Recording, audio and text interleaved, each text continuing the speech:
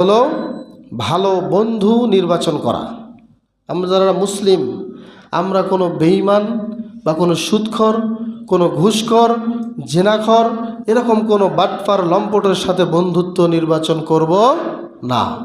বন্ধু নির্বাচন করব তাকে যার চরিত্র ভালো, বন্ধু নির্বাচন করব তাকে যার স্বভাব ভালো, বন্ধু নির্বাচন করব তাকে যে আমাকে ফজরের রক্তে ফোন দিয়ে ডেকে বলবে যে বন্ধু আসো ফজরের সালাত আদায় করতে যাই। আমি বন্ধু নির্বাচন করব তাকে যে কোশ্চিনকালেও কোনো এই যে বিভিন্ন রকমের সাংস্কৃতিক অনুষ্ঠান, মেয়ে নর্তকী নাচানাচি হয়, এখানে সে আমাকে ডাকবে না, আমি সেই বন্ধু সার্কেল মেনটেন করব। এই রকম বন্ধু সার্কেল ছাড়া আজেবাজে ফালতু লম্পট কোনো বাটপার সিটার এরকম কোনো ব্যক্তির সাথে আমি বন্ধু নির্বাচন করব না। এটা মুসলিমত্ব টিকে রাখার 4 নম্বর উপায়।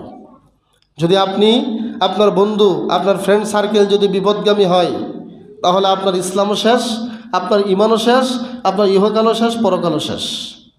বন্ধু এমন জিনিস, এজন্য